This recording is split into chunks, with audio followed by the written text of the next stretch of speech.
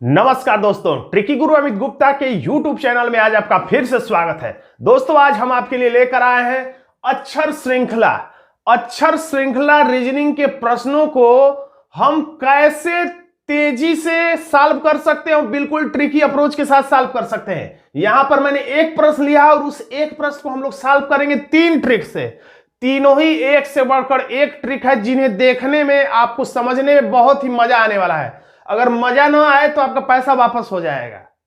और ये ट्रिक को आप कह सकते हैं एकदम लल्लन टॉप ट्रिक है, आपको देखने में बहुत ही आनंद आने वाला है। एकदम अद्भुत ट्रिक है। आपको किसी भी यूट्यूब चैनल पर किसी भी किताब में ये ट्रिक देखने को मिल जाए तो कमेंट बॉक्स में लिख दीजिएगा। तो हम लोग देर न करते हुए चलते हैं प्रश्न पे अपने। देखिए, उत्तर प्रदेश पुलिस कांस्टेबल प्रारंभिक परीक्षा 2013 में ये आया हुआ हूबहू प्रश्न। इसमें मैंने कोई छेड़छाड़ नहीं किया है। सारे विकल्प भी वही है, प्रश्न भी वही है।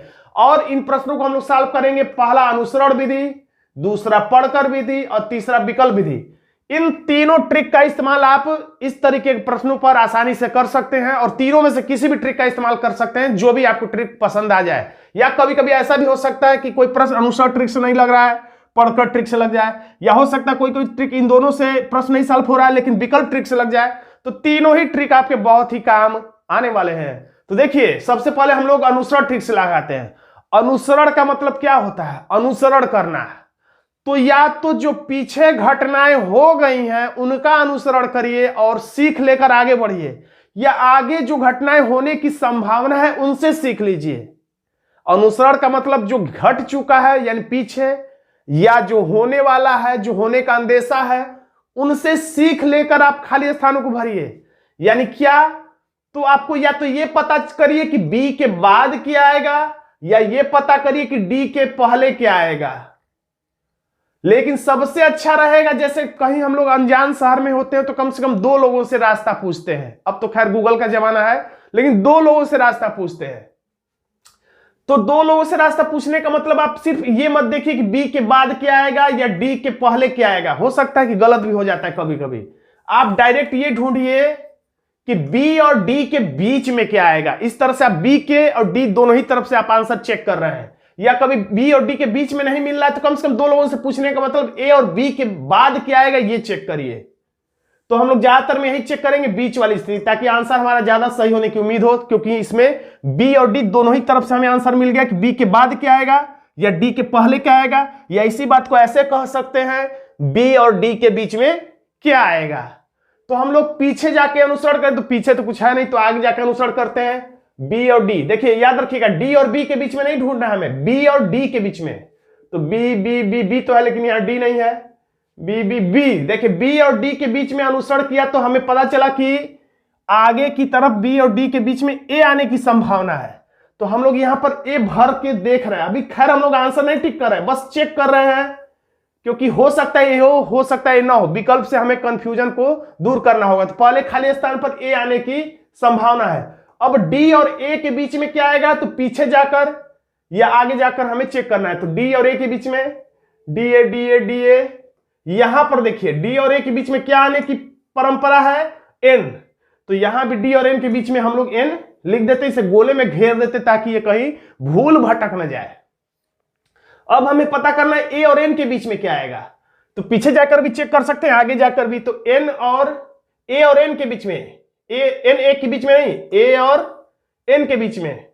तो देखिए ए और एन के बीच में यहां पर क्या आया हुआ है, डी। आगे भी देख लेते हैं हम लोग, ए और एन के बीच में यहां पर क्या आया हुआ है, ए और एन के बीच में डी। यानी दोनों तरफ से प्रूफ हो गया कि यहां पर डी ही आने की परंपरा है और डी ही आएगा। अब हमें चेक करना है ए और बी के बीच में क्या आएगा। तो या तो आगे जाके या तो पीछे जाके आपको चेक करना होगा। तो ए और बी के बीच में यहां से पता चल रहा है कि क्या आएगा, ए आएगा। तो हम यहां भर देते हैं ए। फिर ए और बी के बीच में क्या आएगा, तो ए और बी के बीच में फिर से ए ही आएगा।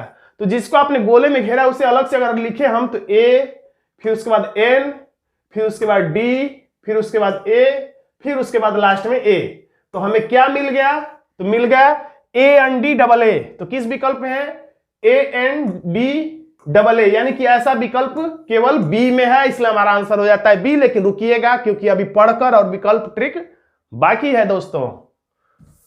तो चलिए अब चलते हैं हम लोग दूसरे ट्रिक से। सबसे पहले आपको कोशिश इसी ट्रिक से लगाने की करना चाहिए, अनुसरण विधि से। और कुल मिला के तीनों ही ट्रिक का प्रयोग आप अपने दिमाग में रखिए समय बचाने के लिए। तो पढ़कर विधि का मतलब क्या होगा, तो इसमें सबसे लंबा ग्रुप खोजिए। सबसे लंबा ग्रुप का मतलब ये 2 अक्षरों का ग्रुप है, ये 1 अक्षर है, ये 4 अक्षरों का ग्रुप है, 1 2 3 4, ये 2 है, और ये 1 2 3 4 5 है। तो सबसे बड़ा ग्रुप कौन है, तो यही सबसे बड़ा ग्रुप है। तो जो सबसे बड़ा ग्रुप हो उसे ही पढ़िए और जुबान पर चढ़ाने की कोशिश करिए। क्या पढ़ते हैं हम इसे, BADNA। इसको आप किसी तरह से जुबान पे गाने की तरह चढ़ाइए, BADNA, BADNA। 1-2 बार बोल लेंगे तो याद हो जाएगा, या एक ही बार में BADNA। जब भूल जाए तो यहां पर देख लीजिए BADNA। अब भरना कोशिश करिए, पढ़कर विधि, अनुसरण विधि हो गया, अब पढ़कर विधि BADNA। तो यहां से BA डी है ही, देखिए BA के बाद क्या बोला है हमने, BADNA। तो BA यहां पर डी है, यानी कि हम लोग सही जाने, BADNA, BADNA। अब यहां पर हमें नहीं समझ में आ रहा कि क्या भर, देखिए बी भर देंगे तो BA रहना चाहिए, लेकिन यहां पर बी ही है, इसलिए हम इसे छोड़ देते हैं, हमें पता नहीं क्या भरा जाएगा। आगे बढ़ते हैं, तो बी यहां अगर भरेंगे तो यहां पर ए नहीं है, यानी ये भी नहीं समझ में आ रहा, छोड़ देते हैं। तो खैर कोई बात नहीं, जो आपने भरा है उसी से आप आगे की कहानी को ढूंढ सकते हैं। जो भर लिया उससे अब चेक करिए, ABADNA। अब इतनी बड़ी कहानी हमें मिल गई, ABADNA, ABADNA। देखिए यहां से ABADNA, तो फिर से ABADNA, फिर ABADNA, ABADNA। तो आगे कहानी रुक गई। तो हमें ग्रुप क्या मिला वैसे, ABADNA, ABADNA, उसके बाद AB एक अतिरिक्त में रह गया। तो फिर से हमारा अगर इसे आंसर देखेंगे तो AN क्या मिला, ANDAA,